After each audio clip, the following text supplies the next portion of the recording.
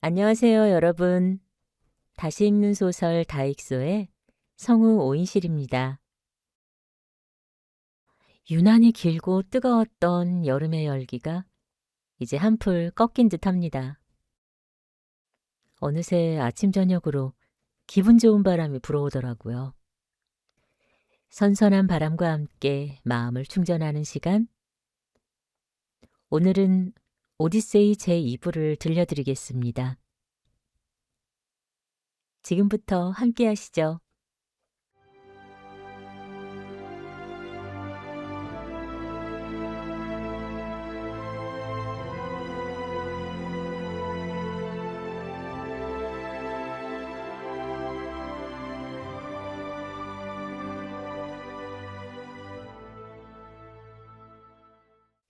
새벽의 여신 에오스가 세상에 빛을 비추며 하늘로 올라갔습니다. 올림포스 산에서는 신들의 회의가 다시 열렸죠. 바다의 신 포세이돈이 자리를 비운 사이 아테나 여신은 오디세우스가 겪는 고통을 언급하며 제우스 신에게 도움을 호소했습니다. 아테나 여신은 오디세우스가 고향으로 돌아가지 못한 채 요정 칼립소의 섬에 갇혀 눈물만 흘리고 있다고 전했습니다. 또한 그의 하나뿐인 아들 텔레마코스마저 구원자들의 매복에 목숨을 위협받고 있다고 말했죠. 제우스 신은 딸의 말을 듣고 즉시 전령의 신 헤르메스를 불렀습니다. 제우스는 헤르메스에게 칼립소 섬으로 가 단호한 뜻을 전하라고 명령했습니다. 오디세우스의 귀향을 허락하라. 그는 스스로 만든 뗏목을 타고 바다를 건너 스케리아 섬의 페아케스인들의 땅에 도달할 것이다. 그곳 백성들은 그를 신처럼 환대할 것이며 많은 보물을 실어 고향 이타카로 돌려보낼 것이다. 명령을 받은 헤르메스는 바람처럼 날아가는 금빛 신발을 메고 올림포스에서 내려왔습니다. 그는 파도 위를 낮게 날아 오기기아 섬에 도달했죠. 헤르메스는 거대한 동굴을 향해 걸어갔습니다. 동굴 안에선 향나무 타는 냄새가 풍겼고 요정 칼립소가 노래를 부르며 옷감을 짜고 있었죠. 동굴 주변은 무성한 숲과 포도덩굴, 그리고 맑은 샘물이 어우러져 아름다운 장관을 이루고 있었습니다. 헤르메스는 잠시 풍경을 바라보았으나 동굴 안엔 오디세우스가 없었습니다. 오디세우스는 바닷가 바위에 앉아 있었습니다. 그는 고향 이타카를 그리워하며 끊임없이 눈물을 흘리고 있었죠. 칼립소는 헤르메스를 알아보았습니다. 그녀는 헤르메스에게 음식을 대접한 뒤 찾아온 이유를 물었죠. 헤르메스가 단호하게 답했습니다. 제우스 신의 명령이요. 당신의 동굴에 갇힌 불행한 영웅 오디세우스를 당장 놓아주시오. 그는 반드시 고향으로 돌아갈 운명이요.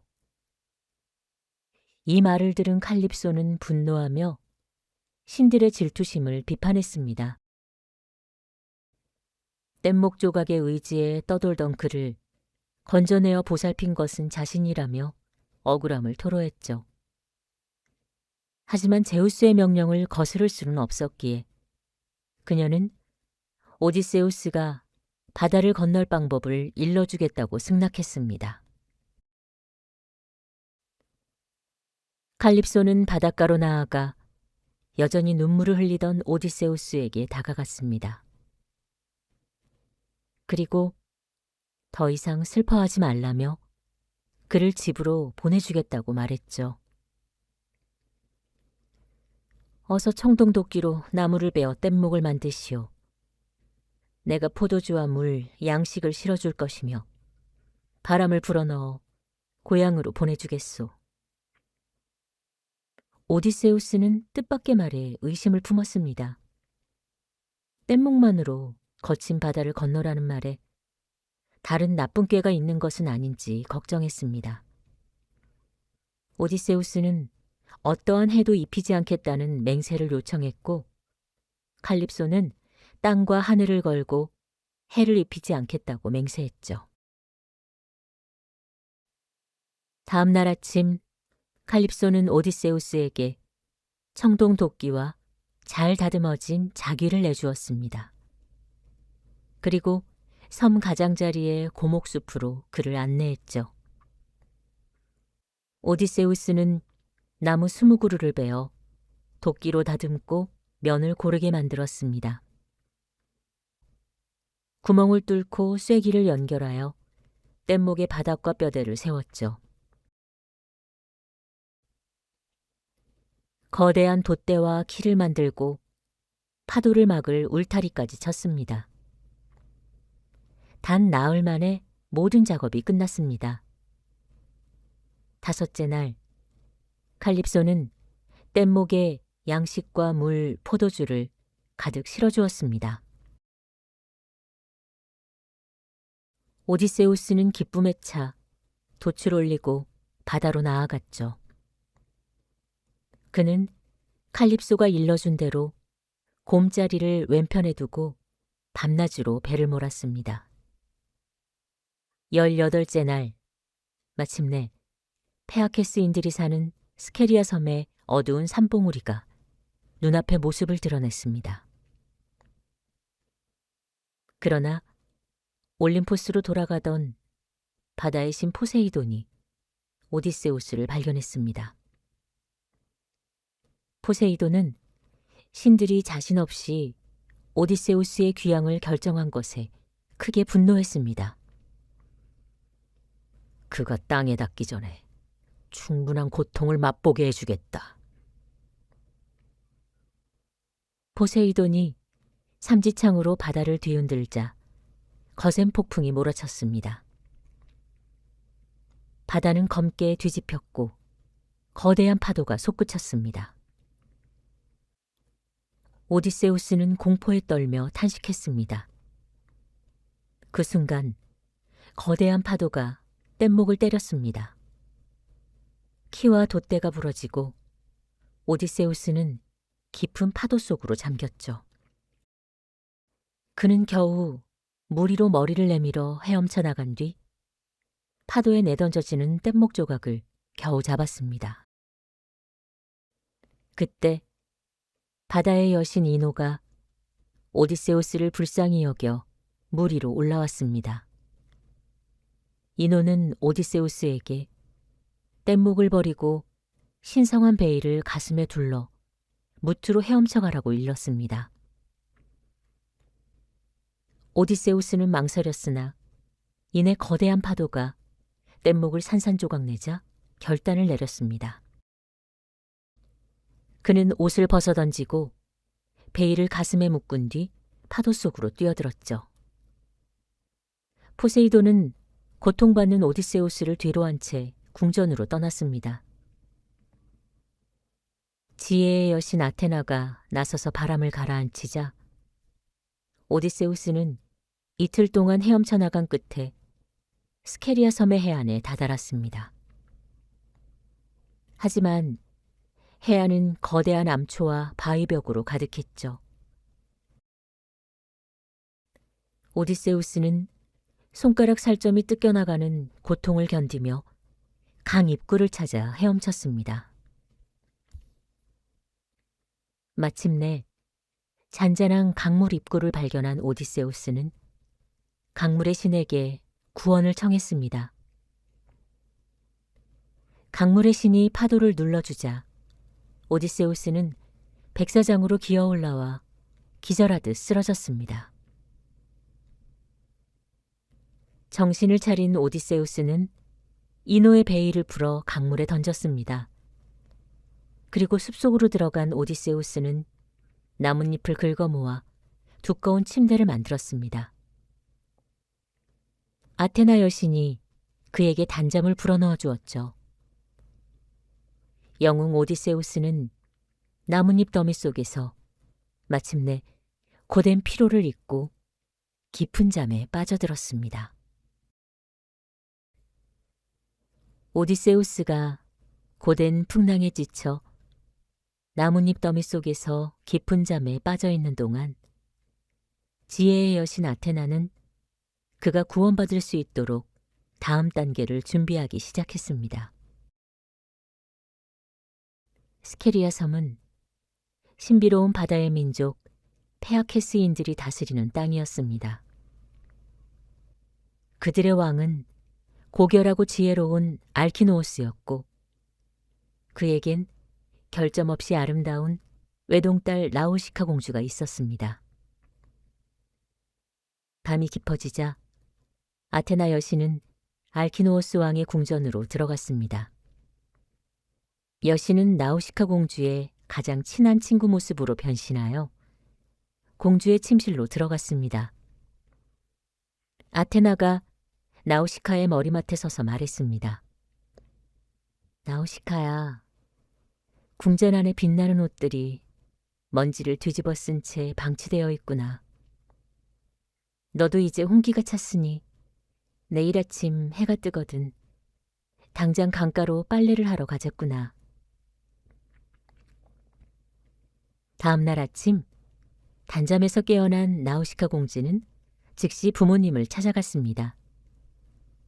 왕비 아레테는 시녀들과 시를 짓고 있었고 알키노오스 왕은 회의에 참석하기 위해 문을 나서고 있었죠. 나우시카가 아버지에게 다가가 수줍게 말했습니다. 사랑하는 아버지, 전차를 준비해 주실 수 있나요? 궁전에 쌓인 옷가지들을 강가로 가져가 깨끗이 빨고 싶어요. 아버지와 오라버니들도 깨끗하게 빤 옷을 입으셔야 하니까요. 나우시카는 자신의 혼인 이야기를 꺼내기가 부끄러워 오라버니들의 핑계를 대었습니다. 알키노오스 왕은 딸의 마음을 꿰뚫어 보고 미소를 지었죠. 내 딸아, 네가 원하는 것은 무엇이든 내어주마. 나우시카 공주는 창고에서 옷가지들을 가져와 마차에 실었습니다. 왕비 아레테는 음식을 챙겨주었고 목욕 후 바를 정향유가 담긴 금병도 건넸습니다. 마침내 그들은 연중 내내 깨끗한 물이 솟아나는 강가 빨래터에 도착했습니다. 시녀들은 마차에서 노새를 풀어 들판에 놓아주고 옷가지들을 강물 속에 밀어넣었죠. 공주와 시녀들은 발로 옷을 밟으며 때를 벗겨낸 뒤 강가의 고운 자갈밭 위에 길게 펼쳐 햇볕에 말렸습니다. 빨래를 마친 그들은 강물에 들어가 몸을 씻고 정향유를 발랐습니다. 그리고 강가에 앉아 음식을 맛있게 나누어 먹었죠. 배를 채운 뒤 그들은 머릿수건을 벗어던지고 공놀이를 시작했습니다. 나우시카 공주가 노래를 시작하자 시녀들도 흥겹게 주고받았죠. 나우시카의 아름다움은 단연 돋보여 마치 숲속에서 요정들을 이끄는 수렵의 여신 아르테미스와 같았습니다. 옷이 다 말라갈 무렵 나우시카가 던진 공이 시녀의 손을 비껴가 강물 소용돌이 속에 빠지고 말았습니다. 공주와 시녀들이 일제히 비명을 질렀죠. 그 날카로운 비명 소리에 숲속에서 깊은 잠에 빠져있던 오디세우스가 눈을 비비며 일어나 앉았습니다.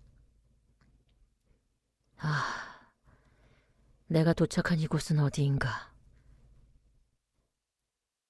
오디세우스는 나뭇잎 더미에서 기어나왔습니다. 하지만 그 모습은 차마 눈으로 볼 수 없을 정도로 비참했죠. 바닷물에 부풀고 소금기에 찌든 몸에 올리브 가지로 겨우 알몸을 가린 상태였습니다.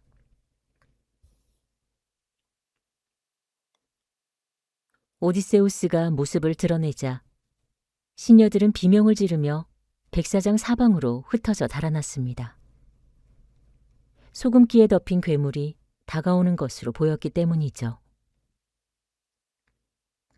그러나 알키노오스 왕의 딸 나우시카마는 달아나지 않고 제자리에 서 있었습니다. 아테나 여신이 그녀의 가슴에 용기를 불어넣어 주었기 때문입니다.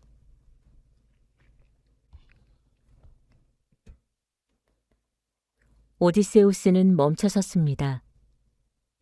알몸인 상태로 공주의 무릎을 잡는다면 처녀가 분노할 수도 있다고 판단했기 때문이죠.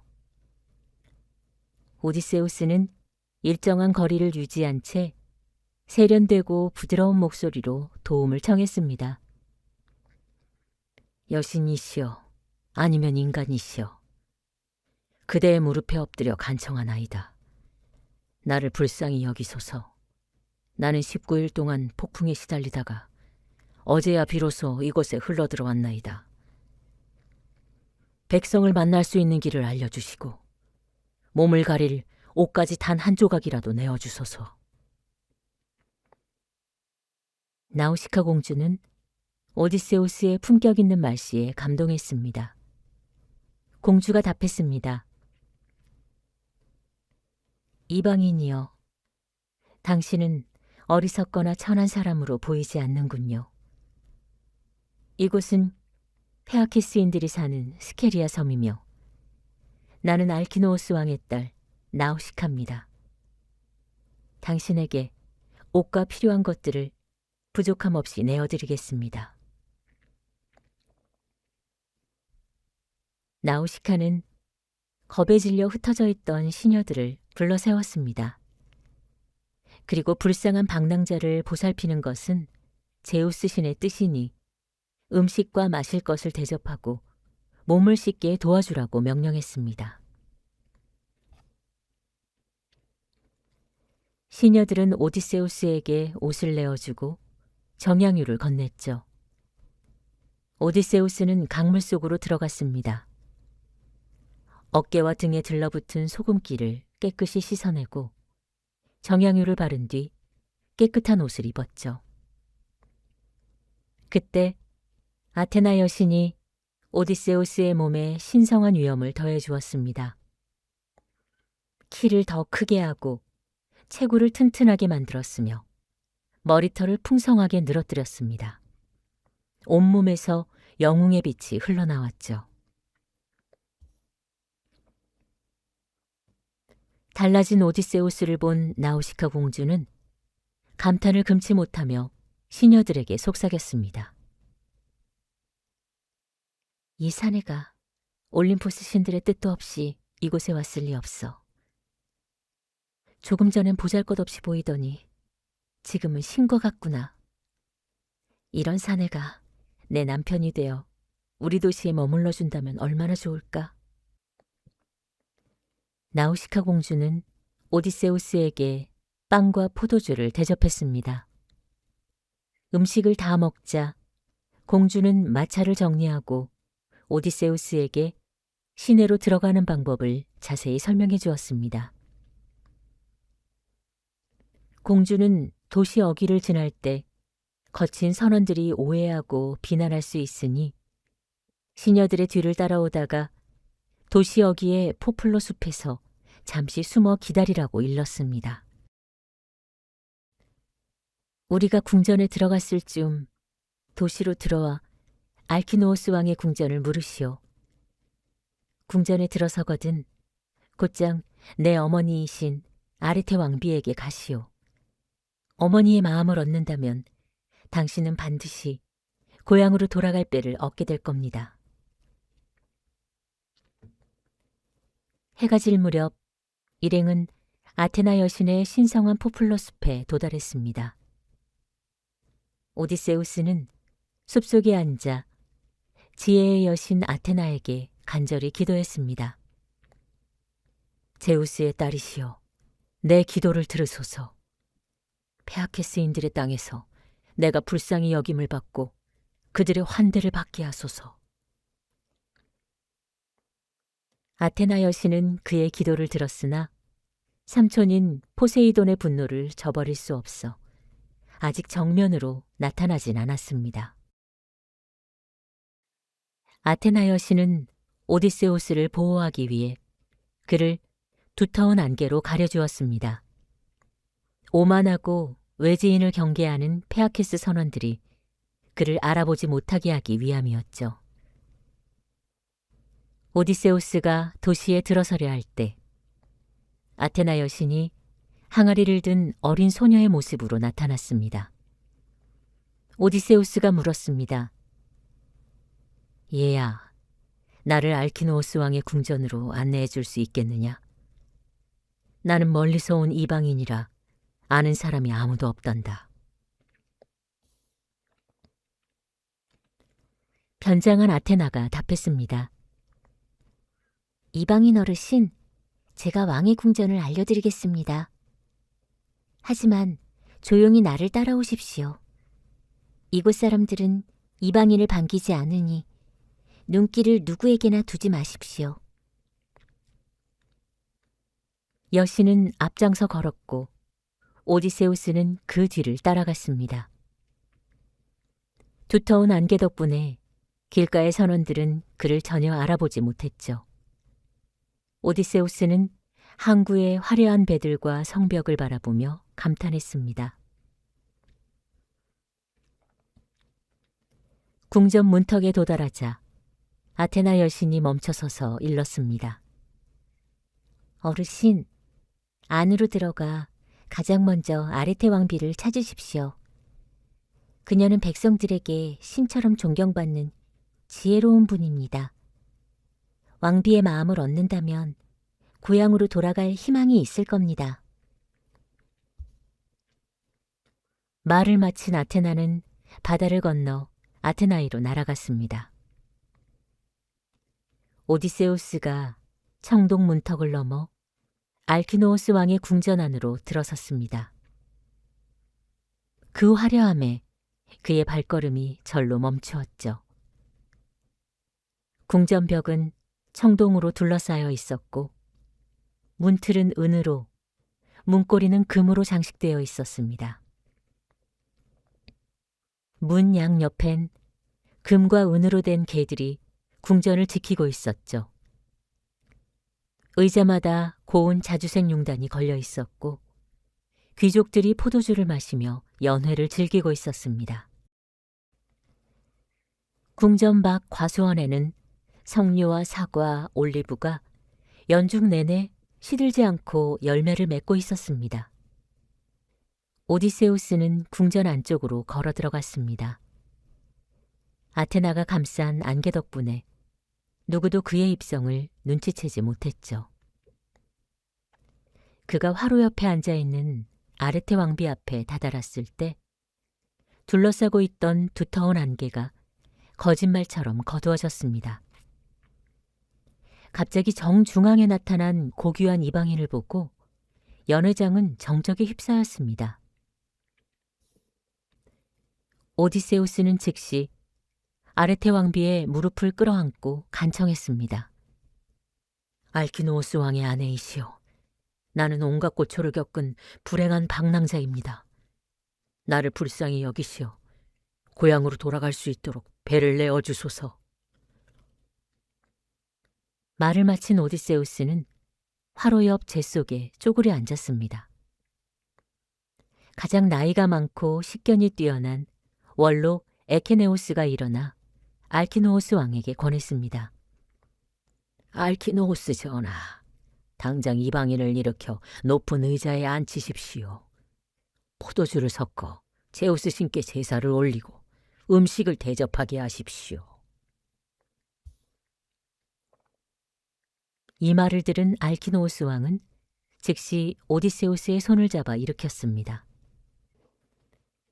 그리고 가장 아끼던 아들의 자리를 비워 그를 앉혔습니다. 하녀들이 물을 가져와 손을 씻겨주고 음식을 가득 올려 대접했습니다. 왕은 포도주잔을 채워 환대의 제사를 올린 뒤 모인 귀족들에게 선언했습니다.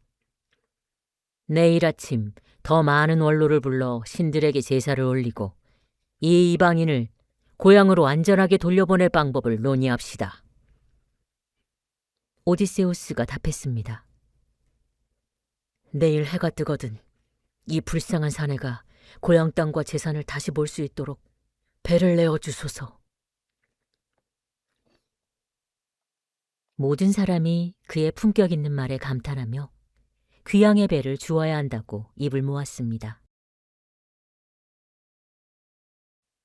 귀족들이 돌아간 뒤 연회장엔 왕과 왕비 그리고 오디세우스만 남았습니다. 오디세우스를 유심히 바라보던 아레테 왕비가 물었습니다. 그 옷이 자신이 직접 짜 만든 옷임을 알아보았기 때문입니다. 이방인이여, 당신은 누구이며 어디서 왔소? 그리고 그 옷은 누구에게서 받은 것이오? 오디세우스는 지혜롭게 정체를 숨긴 채 오기기야 섬에서부터 여기까지 도달한 과정을 사실대로 이야기했습니다. 이야기를 들은 알키노우스 왕이 말했습니다. 내 딸이 당신을 구해주었으면서 직접 궁전으로 데려오지 않았다니 한 가지 처신을 잘못했군요. 그러자 오디세우스가 즉시 나우시카 공주를 변호했습니다. 고결한 공주를 탓하지 마십시오. 공주는 함께 오자고 정했으나 전하께서 이방인을 보고 오해하실까 두려워 제가 사양한 것입니다. 알키노우스 왕은 오디세우스의 깊은 배려와 품격에 탐복했습니다. 이방인이여, 당신처럼 뜻이 맞는 사내가 내 사위가 되어준다면 좋겠으나 원치 않는다면 강제로 붙잡지 않겠소. 내일 당신을 위한 귀향길을 마련하겠소. 오디세우스는 가슴 깊이 기뻐하며 하늘을 바라보고 기도했습니다.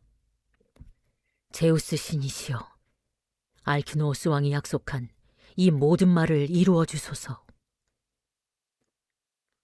모든 풍랑과 고초를 겪은 영웅 오디세우스는 마침내 따뜻한 궁전 침상에 누워 온전한 평화 속에서 단잠에 빠졌습니다.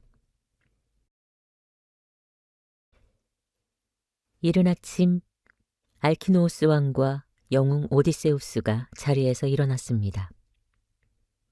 왕은 오디세우스의 손을 잡고 광장에 마련된 민회장으로 향했죠.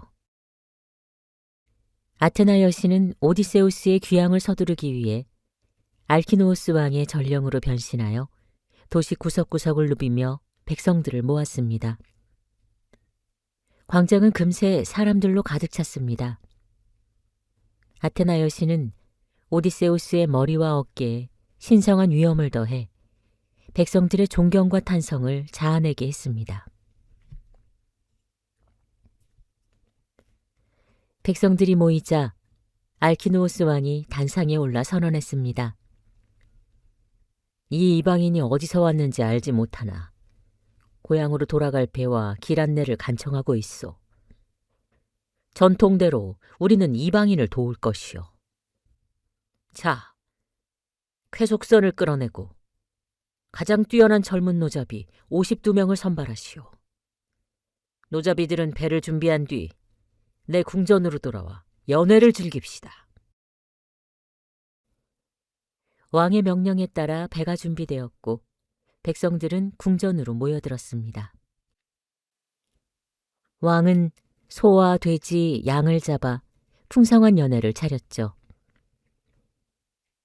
전령이 눈은 어둡지만 노래의 재능을 받은 시인 데모도코스를 데려왔습니다. 시인은 은으로 장식된 의자에 앉아 수금을 탈 준비를 마쳤죠. 음식을 먹은 뒤 시인 데모도코스가 트로이 전쟁에 관한 노래를 부르기 시작했습니다. 오디세우스와 아킬레우스가 거친 말로 다투었던 바로 그 사건이었습니다. 노래가 시작되자 오디세우스는 뼈가 저리는 감정에 휩싸였습니다. 그는 두 손으로 옷을 올려 머리를 감싸고 얼굴을 가렸습니다. 페아케스인들에게 눈물을 보이는 것이 부끄러웠기 때문이죠. 알키노우스 왕이 그의 눈물을 보고 수금소리를 멈추게 한 뒤 선언했습니다. 이 노래가 시작된 이래 손님은 눈물을 멈추지 않고 있소. 이제 더 이상 정체를 숨기지 마시오, 이방인이여. 당신의 도시와 백성은 누구이며 어찌하여 트로이의 비극을 들으며 그토록 서럽게 눈물을 흘리는 것입니까?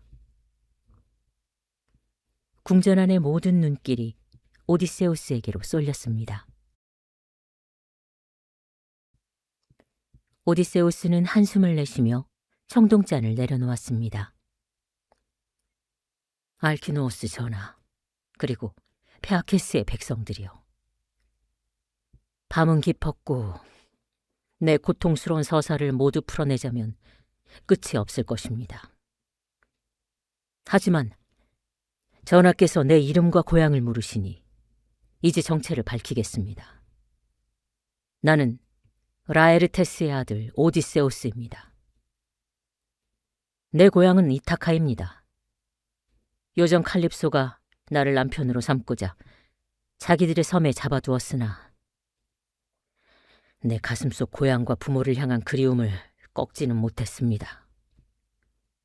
이제 내가 트로이를 떠나 이곳에 도달하기까지 신들께서 내게 내리신 참혹한 방랑의 기록을 말씀드리겠습니다.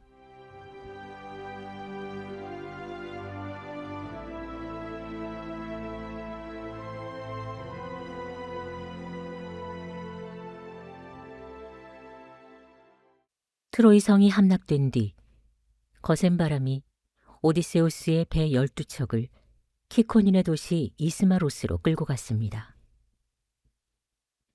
오디세우스와 부하들은 도시를 습격해 사내들을 베어 넘기고 보물과 여인들을 빼앗아 나누었습니다.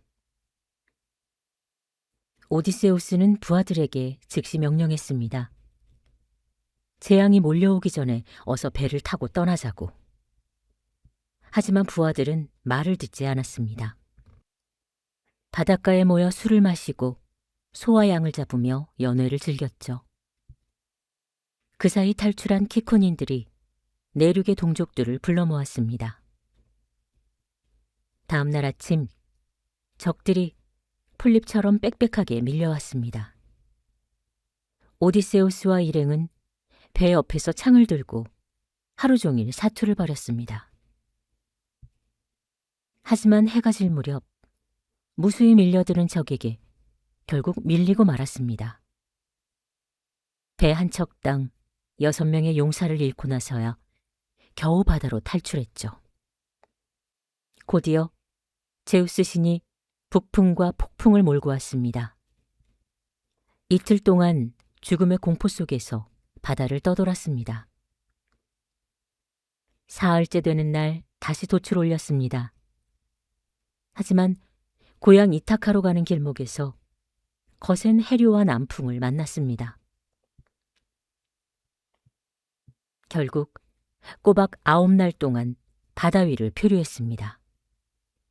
열흘째 되는 날 일행은 연꽃을 먹는 자들인 로토파고스의 땅에 다다랐습니다.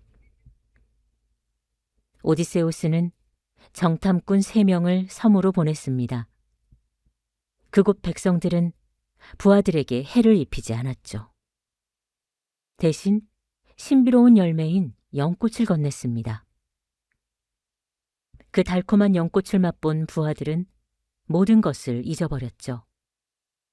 고향도, 돌아갈 길도, 가족도 전부 머릿속에서 사라졌습니다.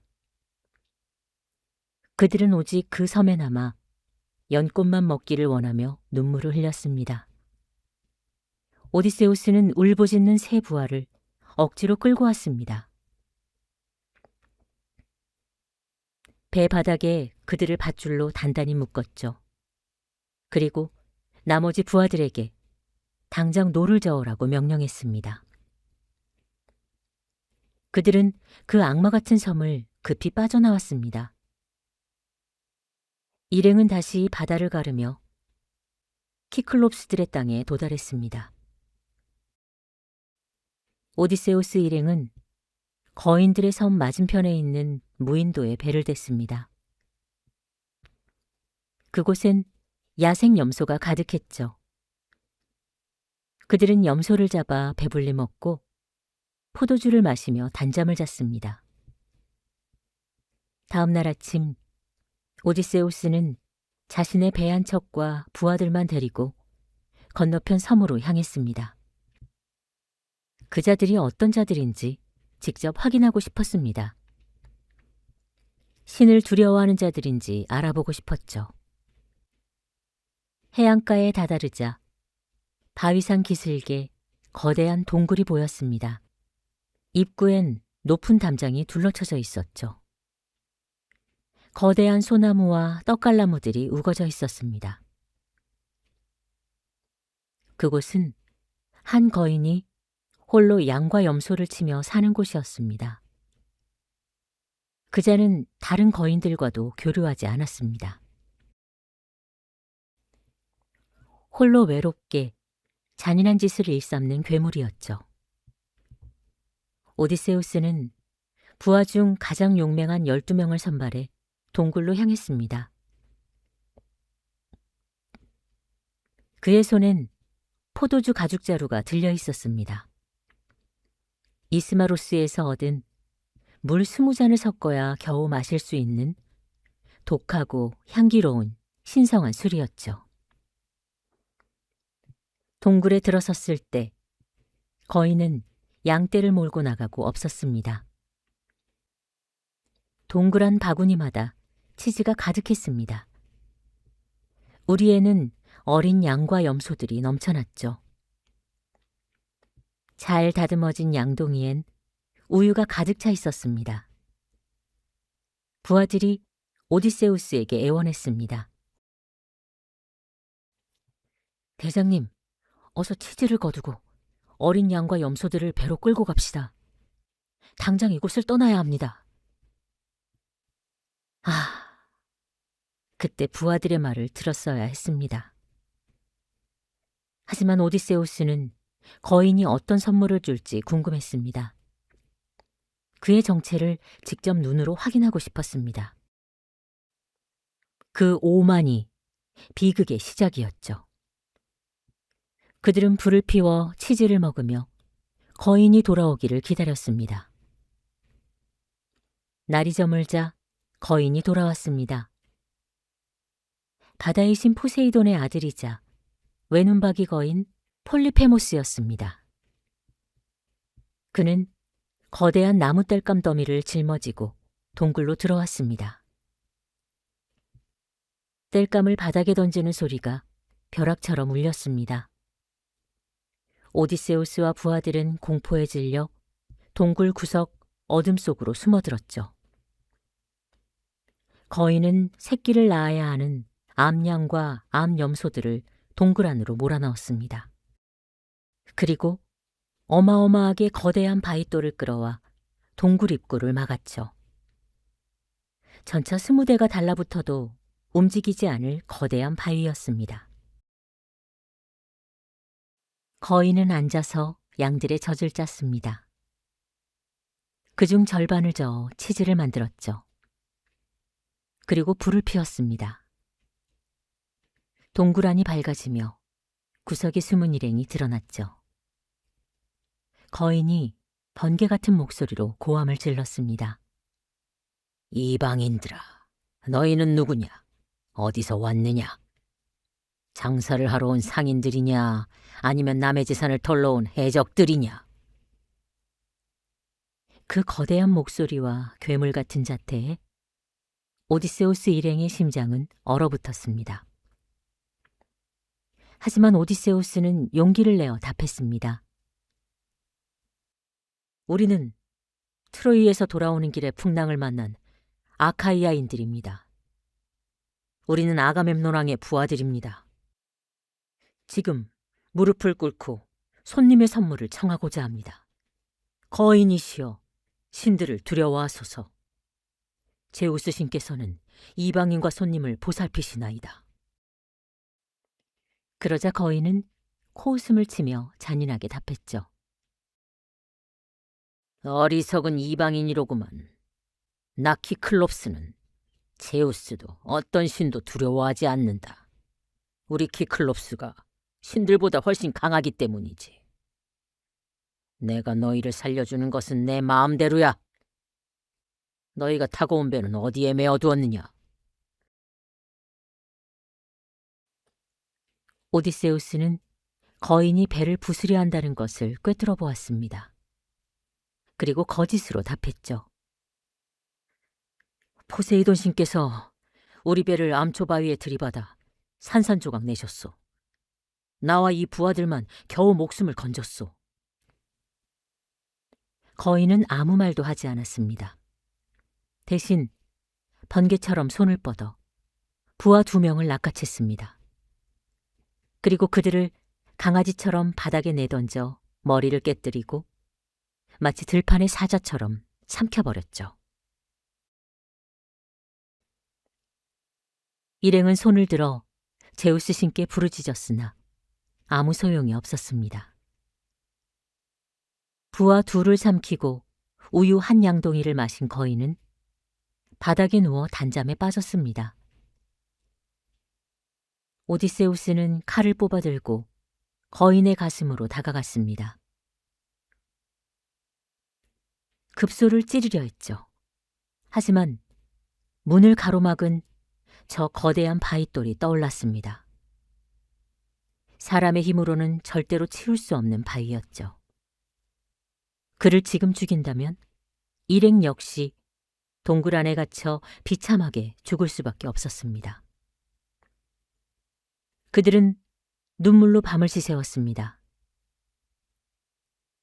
다음 날 아침, 날이 밝자 거인은 다시 불을 피우고 양들의 젖을 짰습니다. 그리고 또다시 부하 2명을 낚아채 아침 식사로 삼았죠. 식사를 마친 거인은 입구에 거대한 바위를 가볍게 치웠습니다. 양떼를 밖으로 몰아낸 뒤 다시 바위를 돌려놓아 일행을 가두었죠. 마치 뚜껑을 닫듯 완벽하게 문을 막아버렸습니다. 동굴 안에 갇힌 오디세우스는 아테나 여신에게 기도하며 복수의 꾀를 짜내었습니다. 동굴 구석에는 거인이 몽둥이로 쓰려고 잘라둔 통나무가 있었습니다. 배의 돛대만큼이나 굵고 긴 통나무를 오디세우스는 칼로 사람 키만한 길이로 잘라내었습니다. 그리고 끝을 날카롭게 깎아 불에 달구어 단단하게 만들었죠. 그러고는 거름더미 속에 그 올리브나무 송곳을 숨겨두었습니다. 날이 저물자 거인이 다시 돌아왔습니다. 이번엔 수컷 양들까지 모조리 동굴 안으로 몰아넣었죠. 거인은 다시 바위로 문을 막았습니다. 그리고 또다시 부하 2명을 잡아 저녁 식사로 삼았습니다. 그때 오디세우스는 향기로운 포도주가 담긴 나무잔을 들고 거인에게 다가갔습니다. 키클롭스요, 사람 고기를 먹었으니 이 포도주도 마셔보십시오. 나를 불쌍히 여겨 고향으로 보내줄까 하여 가져온 신성한 술입니다. 거인은 잔을 받아 마셨습니다. 그 달콤한 맛에 감탄하며 연거푸 3잔을 비웠죠. 독한 술기운이 거인의 머리와 사지에 퍼졌습니다. 거인의 눈이 풀리기 시작했습니다. 거인이 물었죠. 이방인이여, 포도주 맛이 참으로 좋구나. 네 이름을 말하라. 내게 손님의 선물을 주겠다. 오디세우스는 지혜롭게 답했습니다. 키클롭스요, 내 이름이 궁금합니까? 내 이름은 아무도 아닌 자입니다. 내 부모도 내 동료들도 모두 나를 아무도 아닌 자라고 부릅니다. 그러자 괴물이 비웃으며 선물을 약속했죠. 좋다. 나는 네 동료들을 먼저 잡아먹고 너 아무도 아닌 자를 가장 나중에 잡아먹어주겠다. 이것이 나의 선물이다. 말을 마친 거인은 비틀거리며 뒤로 넘어졌습니다. 그리고 구토를 하기 시작했죠. 기회가 왔습니다. 오디세우스는 숨겨두었던 올리브나무 송곳을 재 속에 넣어 붉게 달구었습니다. 송구 끝에서 불꽃이 일어날 때 가장 용감한 부하 4명과 함께 송곳을 잡았죠. 그들은 잠든 거인의 머리맡으로 다가가 불에 빨갛게 달아오른 송곳을 거인의 외눈 한가운데에 찔렀습니다. 오디세우스는 위에서 체중을 실어 누르고 부하들은 대형 송곳을 돌리듯 나무를 마구 돌렸습니다. 거인은 산 전체가 울릴 정도로 괴기스러운 비명을 질렀습니다. 일행은 공포에 질려 동굴 구석 어둠 속으로 달아났죠. 거인은 눈에서 송곳을 뽑아 던졌으나 이미 그의 눈은 피가 흘러내리는 소경이 되어 있었죠. 거인의 비명소리에 이웃 산속에 살던 다른 키클롭스들이 동굴 밖으로 몰려왔습니다. 그들이 밖에서 소리쳤습니다. 폴리페모스여, 무슨 일인데 이 깊은 밤에 비명을 질러 우리를 깨우느냐? 그러자 폴리페모스가 소리쳤습니다. 아무도 아닌 자가 꾀로 나를 죽이고 있다. 밖에서 들은 거인들이 코웃음을 치며 답했습니다. 뭐라고? 아무도 너에게 무력을 쓰지 않는다고? 그렇다면 혼자 병이 들어 고통받는 모양이구나. 제우스 신께서 내리신 병은 어쩔 수 없으니 네 아버지 포세이돈 신에게나 기도하여라. 거인들은 헛걸음을 쳤다며 모두 돌아가 버렸습니다. 오디세우스의 가슴속엔 기쁨이 차올랐습니다. 아무도 아닌 자라는 이름이 거인을 완벽하게 속여넘긴 것입니다. 눈을 잃은 거인은 신음하며 입구의 거대한 바위를 치웠죠. 그리고 자신이 입구 한가운데 앉아 2팔을 벌렸습니다. 양들이 나갈 때 이방인들이 함께 기어나가는지 더듬어 잡으려 했던 것입니다.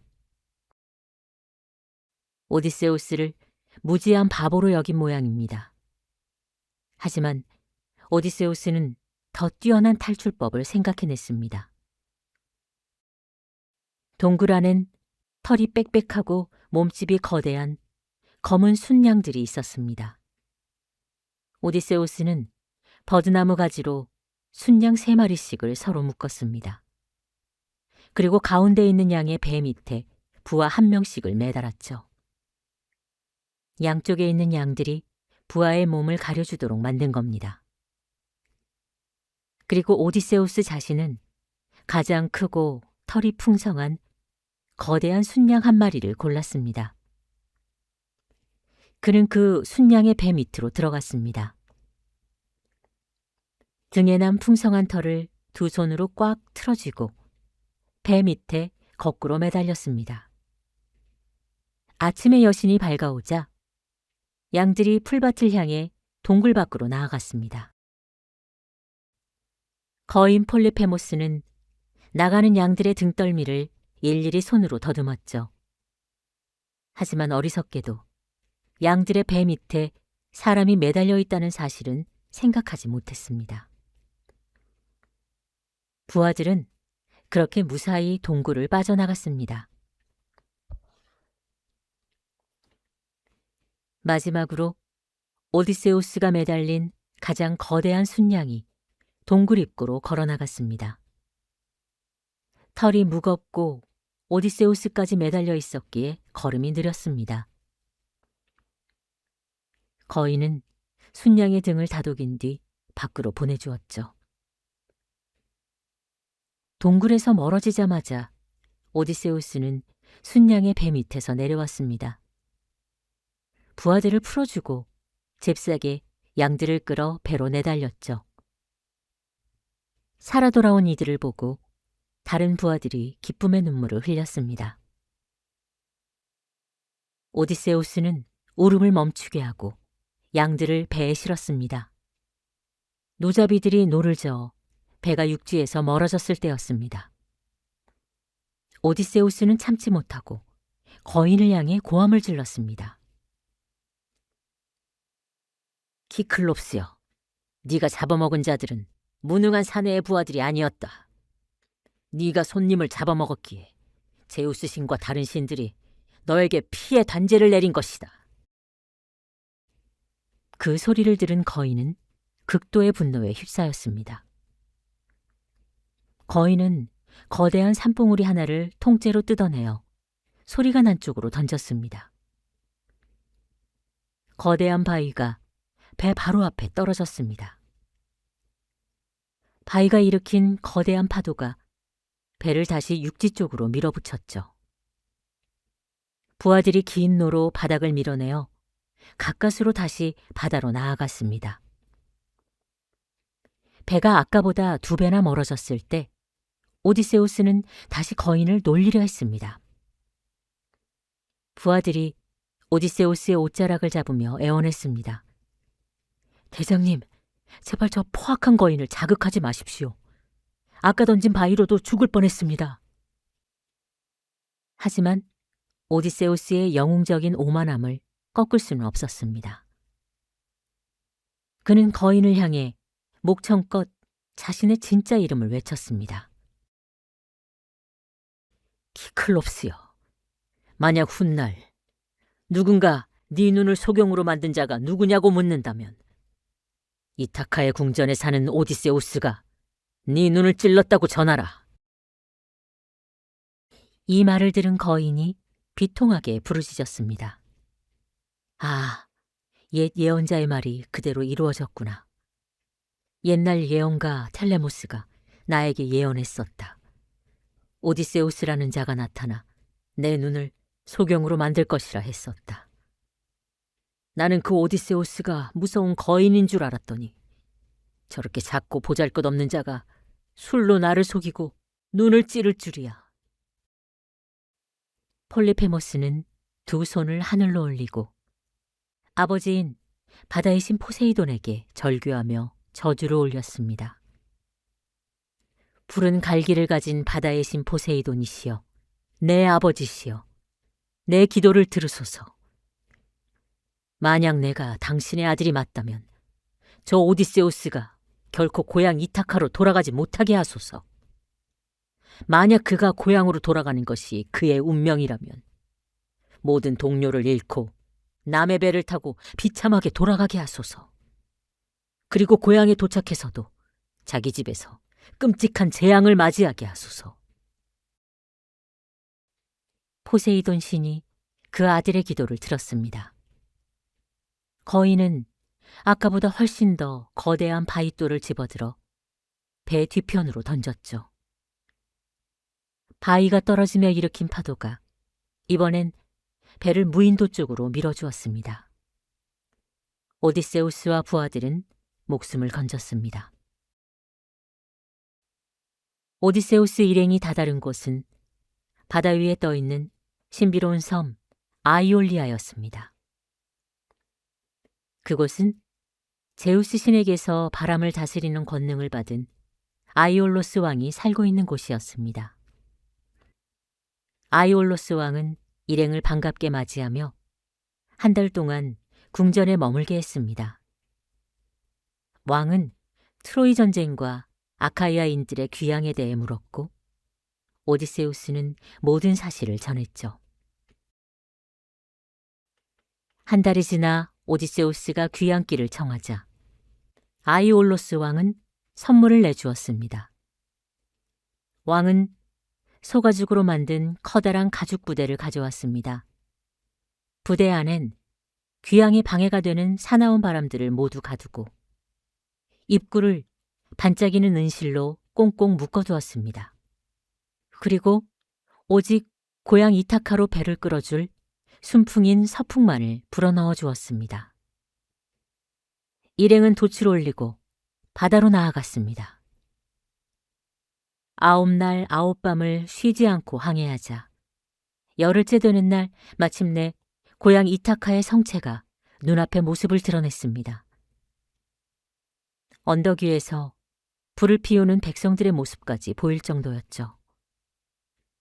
열흘 동안 한시도 키에서 손을 떼지 못했던 오디세우스는 깊은 피로감에 빠져 그만 단잠에 들었습니다. 바로 그때 비극이 터져버렸죠. 오디세우스가 잠든 사이 부하들이 서로 소곤거리기 시작했습니다. 이것 보게나. 대장 오디세우스는 어디를 가든 보물을 얻는군. 저렇게 무거운 은실 부대까지 받지 않았는가? 그 안엔 필시 엄청난 금과 은이 들어있을 게야. 당장 풀어보세나. 부하들은 탐욕을 참지 못하고 은실을 풀어버렸습니다. 그 순간 부대 안에 갇혀있던 온갖 폭풍과 사나운 바람들이 한꺼번에 밖으로 터져나왔습니다. 파도가 솟구치고 거센 폭풍이 배를 덮쳤습니다. 단잠에서 깨어난 오디세우스는 눈앞에서 고향 이타카가 다시 멀어지는 광경을 바라보아야 했습니다. 오디세우스는 절망한 나머지 바다에 몸을 던지고 싶었으나 옷으로 얼굴을 가린 채 고통을 참아냈습니다. 폭풍은 일행을 다시 아이올로스 왕의 섬으로 끌고 갔습니다. 오디세우스는 전령 1명과 부하 1명을 데리고 왕의 궁전으로 들어갔습니다. 오디세우스를 본 아이올로스 왕이 충격을 받고 물었습니다. 오디세우스여, 이게 무슨 일인가? 무슨 악마가 너를 괴롭혔기에 이 꼴로 돌아왔단 말인가? 오디세우스가 슬피 답했습니다. 악한 부하들의 탐욕과 내 불운한 단잠이 이를 망쳤나이다. 왕이시여, 제발 나를 다시 도와주소서. 그러자 아이올로스 왕은 얼굴을 굳히며 고함을 질렀습니다. 당장 내 집에서 나가라. 신들의 미움을 받고 저주받은 자를 도와주는 것은 신들의 뜻에 어긋나는 일이다. 당장 나가라. 일행은 왕의 궁전에서 쫓겨나고 바람 하나 없는 바다 위에서 엿새 동안 피로에 지쳐 노를 저어야만 했습니다. 1회째 되는 날, 일행은 레스트리고네스 부족이 사는 텔레필로스 도시 해안에 도달했습니다. 그곳의 항구는 사방이 높은 암초 바위벽으로 둘러싸여 있고 입구만 좁게 열려 있는 구조였습니다. 다른 11척의 배들은 모두 잔잔한 항구 안쪽에 배를 대었죠. 그러나 오디세우스는 불안감에 자신의 배 한 척만을 항구 바깥쪽 바위 벽 어기에 메어두었습니다. 오디세우스는 사정을 알아보기 위해 정탐꾼 2명과 전령 1명을 육지로 보냈습니다. 정탐꾼들은 물을 가지러 나온 한 키 큰 처녀를 만났는데 그녀는 이 땅을 다스리는 안티파테스 왕의 딸이었습니다. 처녀는 정탐꾼들을 왕의 궁전으로 안내했죠. 궁전 안에 들어선 정탐꾼들은 왕비의 체구가 마치 산봉우리처럼 거대한 것을 보고 깜짝 놀랐습니다. 왕비는 즉시 남편 안티파테스 왕을 불렀고 왕은 들어오자마자 부하 1명을 낚아채 그 자리에서 산채로 아침 식사로 삼았습니다. 남은 부하 2명이 비명을 지르며 배가 있는 해안으로 달아났습니다. 안티파테스 왕이 고함을 지르자 도시 전체에서 수천 명의 포악한 레스트리고네스 거인들이 몰려왔습니다. 그들은 거대하고 잔혹한 괴물들이었습니다. 거인들은 항구를 둘러싼 높은 암초바위 위에서 사람 머리만한 거대한 돌덩이들을 배를 향해 무자비하게 던졌습니다. 배들이 산산조각나고 부서지는 소리와 부하들의 비명이 항구 안에 울려 퍼졌습니다. 거인들은 물에 빠진 부하들을 물고기처럼 꼬챙이에 꿰어 자신들의 집으로 끌고 가서 먹어치웠습니다. 오디세우스는 메어두었던 배의 밧줄을 칼로 끊어버렸습니다.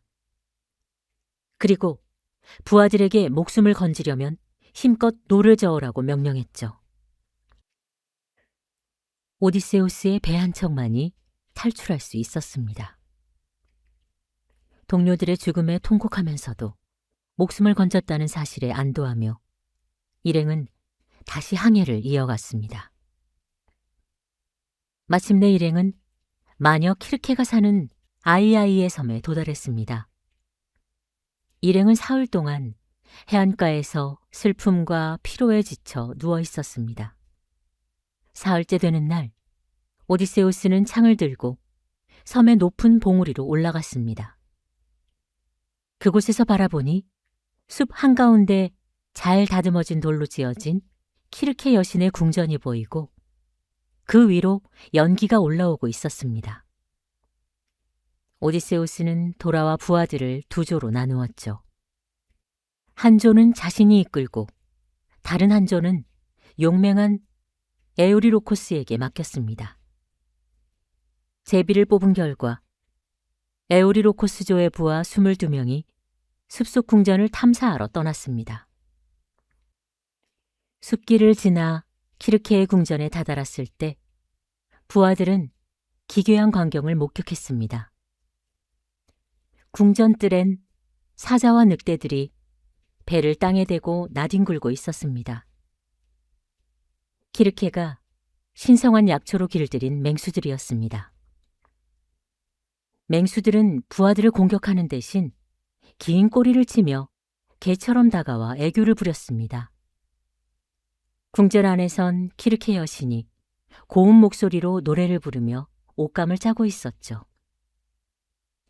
부하들이 소리치자 키르케 여신이 문을 열고 나와 그들을 안으로 모셨습니다.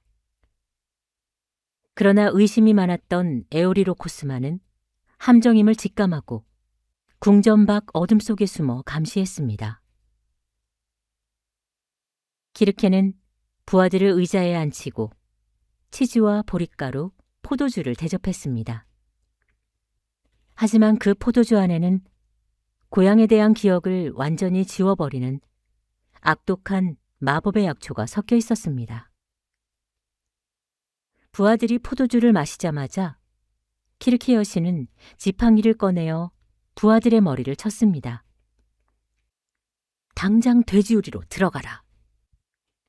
그 순간 부하들의 몸에서 털이 자라고 코가 툭 튀어나왔으며 돼지의 머리와 몸 그리고 꿀꿀거리는 소리가 나기 시작했습니다. 정신은 인간 그대로였으나 몸은 완벽한 돼지로 변해버린 겁니다. 키르케는 통곡하는 부하들을 돼지우리로 밀어넣고 도토리와 열매를 던져주었습니다. 밖에서 기다리던 에오리로코스는 부하들이 돌아오지 않자 겁에 질려 해안가로 달려왔습니다. 그는 눈물을 흘리며 궁전에서 일어난 비극을 전했습니다. 오디세우스는 칼을 어깨에 메고 활을 든 채 홀로 숲속 궁전으로 향했습니다. 에오리로코스가 말렸으나 오디세우스는 부하들을 버려둘 수 없었습니다. 키르케의 궁전에 가까워졌을 때 전령의 신 헤르메스가 청년의 모습으로 오디세우스 앞에 나타났습니다. 헤르메스가 손을 잡으며 말했습니다. 불행한 사내여, 네 부하들은 키르케의 마법에 걸려 돼지우리에 갇혀 있다. 너 역시 그들을 구하러 갔다가 돌아오지 못할 것이다. 하지만 내가 너를 구원하고 방법을 일러주마. 이 신성한 약초를 받아라. 헤르메스 신은 땅에서 뿌리가 검고 꽃은 우유처럼 하얀 신비로운 약초를 뽑아주었습니다. 신들은 이 약초를 몰리라고 불렀는데 인간은 땅에서 뽑을 수 없는 약초였습니다. 헤르메스가 일러주었습니다. 키르케가 너에게 포도주를 대접할 때 이 약초를 잔에 넣어라. 그러면 그녀의 마법이 너를 해치지 못할 것이다. 그녀가 지팡이로 너를 치료하거든 너는 즉시 칼을 뽑아 마치 그녀를 베어버릴 듯이 돌진하라. 그녀는 공포에 질려 너를 침실로 초대할 것이다. 너는 여신의 침상을 거절하지 마라. 그래야 네 부하들을 풀어줄 것이다. 단, 그녀가 신들의 거룩한 맹세를 하기 전에는 절대로 옷을 벗지 마라. 그렇지 않으면 네가 알몸이 되었을 때 너를 무능한 산으로 만들어버릴 것이다. 헤르메스 신이 올림포스로 날아간 뒤 오디세우스는 키르케의 궁전 문 앞에 서서 소리쳤습니다. 여신이 나와 문을 열어주었고 오디세우스는 안으로 들어갔습니다. 그녀는 오디세우스를 화려한 의자에 앉히고 금잔에 포도주를 담아주었죠. 그 안엔 이미 마법의 약초가 들어있었습니다. 오디세우스는 헤르메스가 준 몰리를 포도주에 섞어 마셨죠. 잔을 비우자 키르케는 지팡이로 오디세우스의 머리를 치며 외쳤습니다. 당장 돼지우리로 들어가 네 동료들과 함께 누워라. 그러나 마법은 작용하지 않았습니다. 오디세우스는 즉시 칼을 뽑아들고 마치 그녀의 목을 칠 듯이 키르케를 향해 돌진했습니다. 키르케는 비명을 지르며 오디세우스의 무릎 아래로 엎드렸습니다. 그녀는 오디세우스의 무릎을 끌어안고 눈물을 흘리며 외쳤습니다. 당신은 누구십니까? 내 마법의 포도주를 마시고도 환각에 빠지지 않은 사내는 당신이 처음입니다. 당신 가슴 속엔 마법에 굴복하지 않는 강인한 정신이 들어있군요. 당신이 바로 전령의 신 헤르메스가 말했던 그 지략가 오디세우스가 맞군요. 칼을 거두어 주소서. 나와 함께 침실로 올라가 사랑을 나누고 서로를 신뢰하게 하소서. 오디세우스는 칼을 거두지 않고 단호하게 말했습니다. 키르케여, 내 부하들을 돼지로 만들어 우리에 가두어 두고 어찌 나에게 친절을 요구하는가? 당신이 나를 해치지 않겠다고, 나를 무능한 산으로 만들지 않겠다고 올림포스 신들의 가장 거룩한 맹세를 하지 않는 한 나는 절대로 당신의 침상에 오르지 않을 것이다. 키르케는 두려워하며 신들의 거룩한 맹세를 올렸습니다. 맹세가 끝난 뒤 오디세우스는 여신의 침상으로 올라갔습니다. 목욕을 마치고 향기로운 옷을 입은 뒤 키르케는 화려한 음식을 차려주었습니다. 그러나 오디세우스는 음식에 손을 대지 않고 시름에 젖어 있었습니다. 키르케가 물었습니다. 오디세우스여, 왜 음식을 먹지 않고 앉아 있는가? 내가 거룩한 맹세를 했거늘 아직도 다른 꾀를 의심하는가? 오디세우스가 답했습니다. 키르케여, 어떤 정직한 사내가 자기 부하들이 돼지우리에 갇혀 울고 있는데 음식을 삼킬 수 있겠소? 내 부하들을 내 눈으로 직접 보게 해주시오. 키르케는 지팡이를 들고 돼지우리로 나갔습니다. 그녀는 문을 열고 돼지로 변한 부하 22명을 밖으로 몰아내었죠. 그리고 부하들의 몸에 신성한 기름을 발랐습니다. 그러자 부하들의 몸에서 돼지의 털과 껍질이 허물 벗겨지듯 떨어져 나갔죠. 부하들은 다시 이전의 모습으로 돌아왔을 뿐만 아니라 이전보다 훨씬 더 젊고 키가 크며 잘생긴 모습으로 변해 있었습니다. 부하들은 오디세우스를 알아보았고 서로의 손을 잡고 눈물을 흘렸습니다. 그 울음소리가 어찌나 큰지 궁전 전체가 울릴 정도였습니다. 키르케 여신은 해안가에 남은 다른 부하들과 배를 모두 궁전으로 끌어오게 했습니다. 그곳에서 일행은 키르케의 환대를 받으며 꼬박 1년 동안 기름진 고기와 달콤한 포도주를 마시며 쉬었습니다. 1년이라는 세월이 흘렀을 때 부하들이 오디세우스를 찾아와 말했습니다. 대장님, 이제 고향 이타카를 생각하셔야 합니다. 우리가 정말 고향으로 돌아갈 운명이라면 이제 떠나야 합니다. 그날 밤 오디세우스는 키르케의 침실에서 그녀의 무릎을 끌어안고 귀향길을 내어달라고 간청했습니다. 키르케 여신이 나지막이 탄식하며 말했습니다. 오디세우스여, 내 집에 억지로 머무를 필요는 없다. 하지만 너희가 고향으로 돌아가기 전에 먼저 거쳐야 할 다른 길이 있느니라. 너희는 하데스와 페르세포네의 저승계곡으로 내려가야 한다. 그곳에서 이미 죽은 눈먼 예언자 테바이의 티레시아스의 유령을 만나 그의 예언을 들어야 한다. 오직 그만이 네가 고향으로 돌아갈 방법을 알려줄 것이다. 산자가 죽은 자들의 땅 하데스의 어두운 영역으로 들어가는 것은 끔찍한 일이었습니다. 그러나 고향 이타카로 돌아가기 위해선 그 어둠 속에서 눈먼 예언자 티레시아스의 음성을 들어야만 했습니다. 오디세우스 일행은 키르케 여신이 마련해준 양과 검은 암양을 배에 싣고 바람을 따라 바다로 나아갔습니다. 온종일 돛을 타고 바다를 가르자 마침내 해가 지고 온 세상에 어둠이 내려앉았습니다. 일행이 도달한 곳은 대지를 둘러싸고 흐르는 오케아노스의 강의 깊은 경계. 구름과 안개에 쌓인 킴메리오스인들의 땅이었습니다. 그곳은 밝은 태양이 단 한 번도 빛을 비추지 않는 어둡고 쓸쓸한 죽음의 영역이었습니다. 일행은 배를 타고 키르케가 일러준 장소로 걸어갔습니다. 오디세우스는 어깨에서 칼을 뽑아 가로 세로 한 팔 크기의 구덩이를 팠습니다.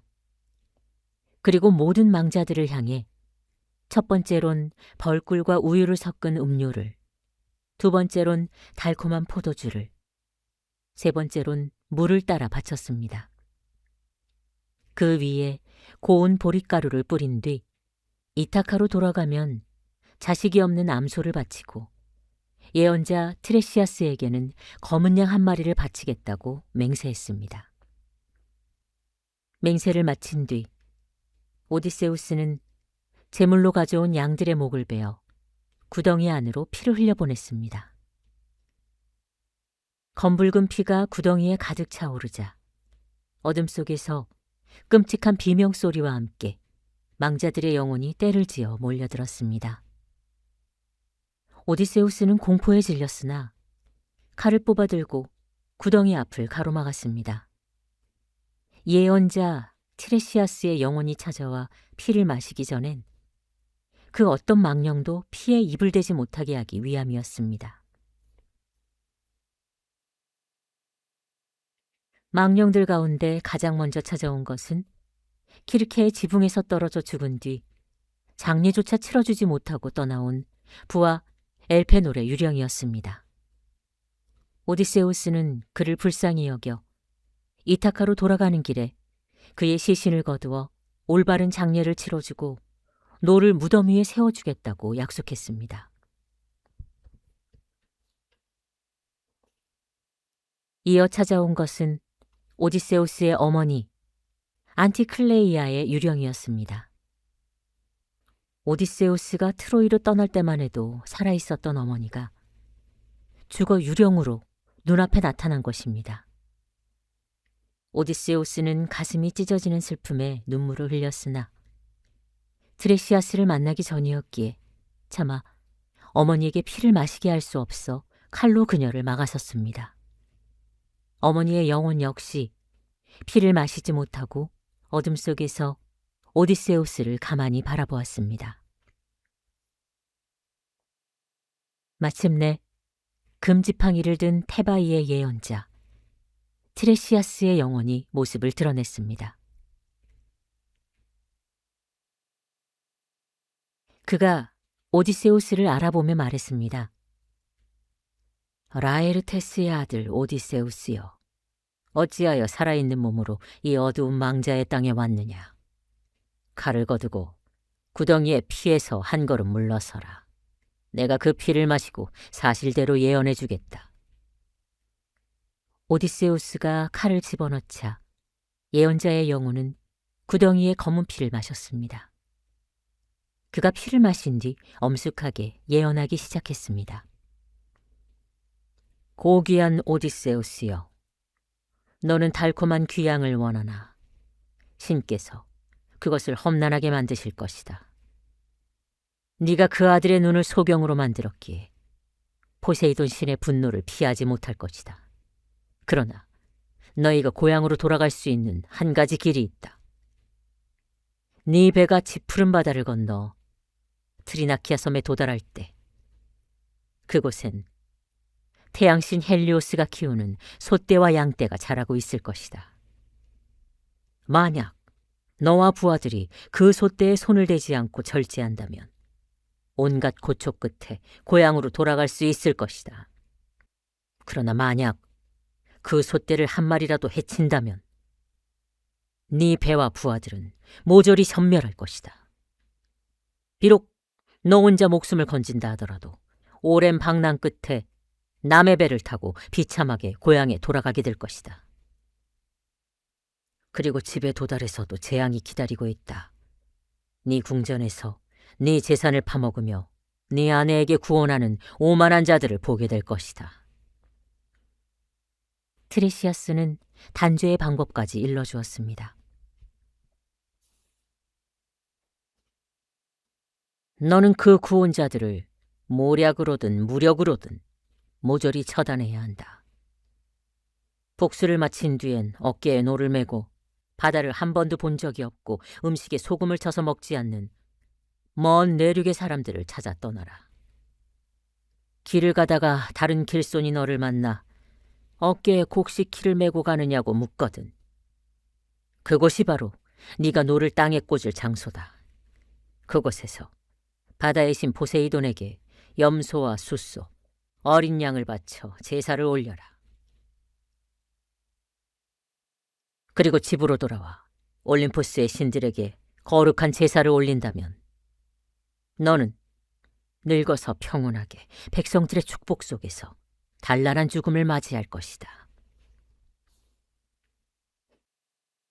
트레시아스의 예언이 끝난 뒤 오디세우스는 어머니 안티클레이아에게 구덩이의 피를 마시게 했습니다. 피를 마신 어머니가 비로소 오디세우스를 알아보며 눈물을 흘렸습니다. 내 아들아, 살아있는 신분으로 어찌 이 어두운 저승으로 왔느냐. 아직도 고향 이타카에 도달하지 못하고 바다를 떠돌았단 말이냐. 오디세우스가 물었습니다. 어머니, 어쩌다 돌아가셨습니까? 몹쓸 병에 걸리셨습니까? 그리고 내 아내 페넬로페와 아들 텔레마코스 그리고 내 아버지 라이르테스님은 어떻게 지내고 계십니까? 어머니가 답했습니다. 네 아내 페넬로페는 아직도 눈물로 밤을 지새우며 네 궁전을 지키고 있고 네 아들 텔레마코스는 정당하게 영지를 다스리며 잘 살고 있단다.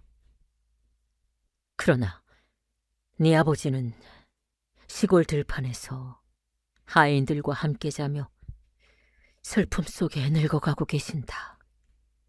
나 역시 병으로 죽은 것이 아니다. 오직 너를 향한 그리움, 네 지혜와 다정함을 잊지 못해 가슴이 찢어져 목숨을 잃은 것이다. 어머니의 말을 들은 오디세우스는 가슴이 무너져 내려 어머니의 영혼을 품에 안으려 3번이나 발을 뻗었습니다. 그러나 어머니의 영혼은 그림자처럼 혹은 꿈처럼 손 사이로 빠져나갔습니다. 오디세우스가 슬피 울자 어머니가 말했습니다. 내 아들아, 저승의 법도가 이러하단다. 사람이 죽으면 뼈와 살을 잇는 힘줄이 불에 타 사라지고 영혼은 꿈처럼 날아다니는 법이다.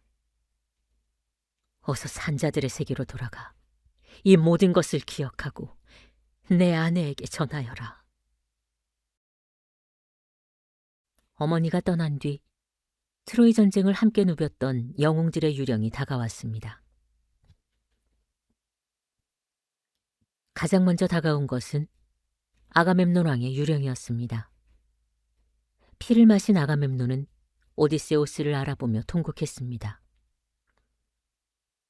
그가 말하길, 나는 바다에서 포세이돈의 폭풍에 죽은 것이 아니다.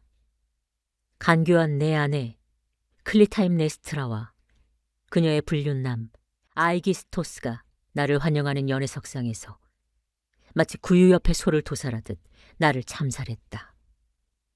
오디세우스여, 아내라 할지라도 모든 비밀을 털어놓지 마라. 그리고 고향 이타카에 도달하거든 절대로 드러나게 배를 대지 말고 몰래 비밀리에 입성하라. 여인의 마음은 신뢰할 수 없는 법이다. 이어 위대한 영웅 아킬레우스의 유령이 찾아왔습니다. 오디세우스가 그를 위로하며 살아있을 때 신처럼 추앙받았고 죽어서도 저승의 망자들을 다스리는 왕이 아니냐고 말하자 아킬레우스가 슬프게 부르짖었습니다. 내게 죽음을 위로하려 하지 마라. 저승에서 죽은 자들의 왕이 되어 다스리느니 차라리 지상에서 가난한 농부의 모습이 되어 하루하루 목숨을 연명하는 편이 훨씬 낫다. 다만 내 아들 네오프톨레모스가 트로이에서 용맹하게 싸웠는지 그것만 일러주어라. 오디세우스가 그의 아들이 트로이 목마 안에서도 떨지 않고 용맹하게 싸웠다는 사실을 전하자 아킬레우스의 영혼은 기쁨에 차 거대한 걸음으로 사라졌습니다. 오직 아이아스의 유령만은 멀찍이 서서 오디세우스를 원망스러운 눈으로 바라보았습니다. 트로이에서 아킬레우스의 무고를 두고 겨루었을 때 오디세우스가 이겼기 때문입니다. 오디세우스가 사과하려 했으나 아이아스는 아무 말 없이 어둠 속으로 돌아가 버렸습니다. 그 외에도 오디세우스는 저승에서 영원한 형벌을 받는 죄인들을 보았습니다. 그리고 거대한 영웅 헤라클레스의 환영을 보았죠. 그의 진짜 영혼은 올림포스 산에서 신들과 함께 연회를 즐기고 있었으나 그의 환영은 활을 든 채 금빛 띠를 두르고 어둠 속에서 상대를 쏘아 맞출 듯 노려보고 있었습니다. 그때 수천 수만 명의 망령들이 한꺼번에 기괴한 비명을 지르며 구덩이 주변으로 밀려들었습니다. 그 끔찍한 비명 소리에 오디세우스는 핏기가 싹 가시는 공포를 느꼈습니다. 저승의 여신 페르세포네가 머리를 뱀으로 감은 괴물 고르곤의 머리를 보내 자신을 돌로 만들어버릴까 두려웠습니다. 오디세우스는 즉시 돌아서서 배로 달려갔습니다. 부하들에게 명하여 밧줄을 풀게 하고 노를 저었습니다. 오케아노스의 물결이 그들의 배를 산자들의 세계로 끌어올려 주었고 일행은 마침내 어둠의 저승을 빠져나와 다시 푸른 바다 위로 돌아왔습니다. 저승의 어둠을 빠져나온 오디세우스 일행은 배를 몰아 다시 동쪽 바다를 가로질렀습니다. 태양이 오르는 곳이자 아침의 여신 에오스의 춤터가 있는 아이아이의 섬으로 돌아왔습니다. 밤이 되자 키르케는 오디세우스의 손을 잡고 부하들이 들리지 않는 곳으로 이끌었습니다. 여신은 오디세우스가 저승에서 겪은 일을 들은 뒤 앞으로 다가올 죽음의 위기들에 대해 세세히 일러주었습니다. 오디세우스여 들어라. 너희가 먼저 만날 것은 아름다운 목소리로 지나는 선원들을 홀리는 세이렌 자매들이다. 그 노래를 듣는 자는 고향으로 돌아가 아내와 자식들을 보지 못할 것이다. 세이렌들은 꽃밭에 앉아 노래를 부르나 그 주변엔 썩어가는 사람의 뼈와 살점들이 산처럼 쌓여 있느니라. 너는 부하들의 귀를 부드러운 밀초로 막아 노래를 듣지 못하게 하라. 만약 네가 그 노래를 듣고 싶다면 너 자신을 배 돛대에 줄로 꽁꽁 묶어라. 네가 풀어달라고 애원할수록 부하들에게 밧줄을 더 꽉 매라고 명령하라. 이어 여신은 두 갈래의 죽음의 길을 설명했습니다. 그 다음은 두 개의 거대한 바위 해협이다. 한쪽엔 높이 솟은 암초 바위 위에 굴이 있고 그곳엔 6개의 머리와 12개의 발을 가진 괴물 스킬라가 산다. 스킬라는 배가 지날 때마다 6개의 머리를 내밀어 배 한 척당 산의 6명을 채워 잡아먹는다. 그 맞은편 낮게 솟은 바위 아래엔 거대한 소용돌이 괴물 카리부디스가 하루에 3번 바닷물을 삼켰다가 토해낸다. 카리부디스가 물을 삼킬 때 그곳에 걸려들면 포세이돈 신조차 너희를 구하지 못할 것이다. 그러니 카리부디스를 피하여 스킬라의 바위 쪽으로 바짝 붙어 지나가라. 배 전체와 부하 모두를 카리부디스에게 잃는 것보다 스킬라에게 부하 6명을 잃는 편이 훨씬 낫느니라. 마지막으로 키르케 여신은 트리나키아의 솥대를 절대로 해치지 말라는 예언자 티레시아스의 경고를 다시 한번 강조했습니다. 다음 날 아침, 일행은 키르케 여신이 보내준 서풍을 타고 바다로 나아갔습니다. 오디세우스는 키르케의 지침을 부하들에게 사실대로 일러주었습니다. 잠시 후 바람이 멎고 바다가 호수처럼 잔잔해졌습니다. 신이 바다를 가라앉힌 것입니다. 부하들은 돛을 내리고 노를 저어 나아갔습니다.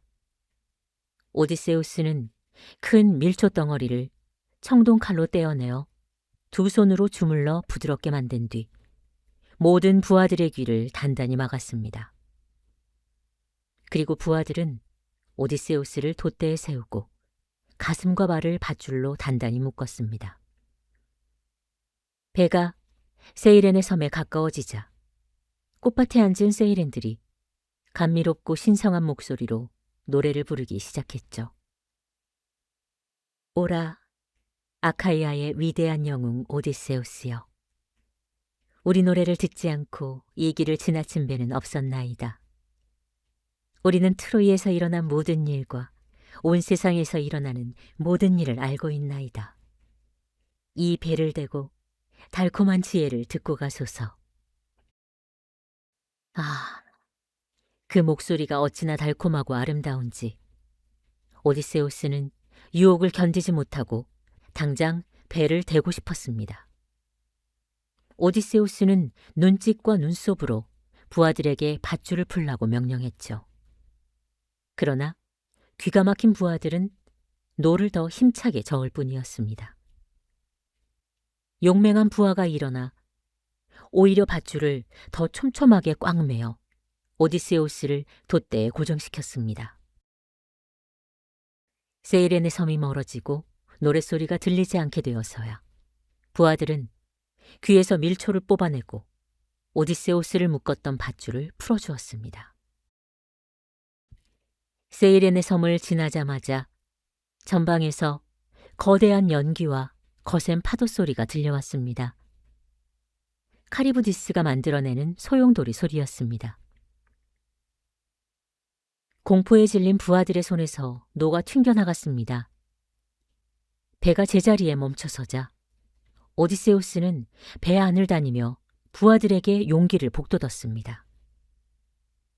우리가 고통을 겪은 것이 이번이 처음인가? 외눈박이 거인의 동굴에 갇혔을 때보다 더한 위기인가? 키를 잡은 노잡이야. 저 연기와 소용돌이를 피해 바위 쪽으로 배를 붙여라. 오디세우스는 키르케 여신이 무장을 하지 말라고 경고했으나 부하들을 지키고 싶은 마음에 두 자루의 창을 들고 갑판 이물에 섰습니다. 일행은 좁은 해협으로 들어섰습니다. 한쪽에선 괴물 카리부디스가 검은 모래가 드러날 정도로 바닷물을 들이켰다가 검은 연기와 함께 솟구쳐 올리고 있었습니다. 부하들이 죽음의 공포에 질려 카리부디스의 소용돌이를 바라보고 있던 바로 그 순간 맞은편 암초바위 굴에서 괴물 스킬라가 6개의 머리를 순식간에 내밀었습니다. 스킬라는 배에서 가장 힘세고 용맹한 부하 6명을 낚아채 하늘 높이 들어올렸습니다.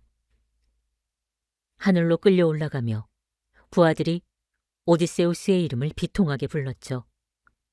스킬라는 낚시꾼이 낚싯대로 물고기를 낚아채듯 부하들을 바위굴 입구로 끌고 가 비명을 지르는 부하들을 그 자리에서 씹어먹었습니다. 참혹한 해협을 빠져나온 일행은 마침내 태양신 헬리오스의 아름다운 섬 트리나키아에 다다랐습니다. 바닷가에서 태양신의 뿔 넓은 솥대의 울음소리와 양떼의 소리가 들려왔습니다. 오디세우스는 예언자 티리시아스와 마녀 키르케의 경고를 떠올리며 부하들에게 명령했습니다. 부하들아, 이 섬엔 재앙이 기다리고 있다. 당장 이 섬을 지나쳐 배를 몰자. 그러나 에우리로코스가 불만을 터뜨리며 부하들을 부추겼습니다. 대장님, 당신은 철로 만든 몸을 가졌는지 몰라도 우리는 피로에 지쳤습니다. 밤바다를 항해하다가 폭풍이라도 만나면 모조리 죽습니다. 오늘 밤은 이 섬 백사장에서 쉬고 내일 아침 떠납시다. 다른 부하들도 에우리로코스의 말에 환호했습니다. 오디세우스는 신의 재앙이 다가오고 있음을 직감하고 부하들에게 엄숙한 맹세를 시켰습니다. 좋다. 단, 이 섬에 있는 소나 양을 본다 해도 절대로 손대지 않겠다고 신들에게 거룩한 맹세를 하라. 오직 키르케 여신이 준 양식만 먹어야 한다. 부하들은 신들께 엄숙히 맹세했습니다. 일행은 배를 내리고 백사장에 모여 앉아 스킬라에게 먹힌 동료들을 위해 눈물을 흘린 뒤 단잠에 빠졌습니다. 그러나 다음 날부터 한 달 동안 남풍과 동풍이 쉬지 않고 불어대어 일행은 섬을 빠져나가지 못했습니다. 한 달 동안은 키르케 여신이 준 빵과 포도주가 있어 솥대에 손을 대지 않았습니다. 그러나 양식이 바닥나자 부하들은 낚싯바늘로 물고기와 새를 잡으며 기아에 시달렸습니다. 어느 날 오디세우스는 신들에게 기도를 올리고 도움을 구하고자 부하들을 떠나 섬 안쪽 숲속으로 들어갔습니다. 그가 손을 씻고 기도하자 신들은 그의 눈에 단잠을 불어넣었습니다. 오디세우스가 잠든 사이 에우리로코스가 부하들을 선동했습니다. 들어라 동료들아. 굶어 죽는 것은 인간이 맞이하는 가장 비참한 죽음이다. 당장 태양신의 가장 뛰어난 소를 잡아 신들에게 제사 올리고 고기를 먹자. 고향 이타카로 돌아가면 태양신을 위해 화려한 신전을 지어드리면 될 것 아닌가. 신께서 소 때문에 화가 나 우리 배를 가라앉히신다 해도 굶어 죽느니 파도에 삼켜져 죽는 편이 낫다.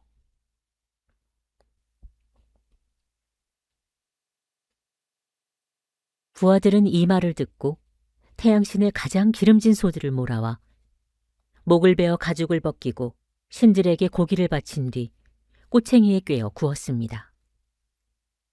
잠에서 깨어난 오디세우스가 해안가로 돌아오다 고기 굽는 냄새를 맡았습니다.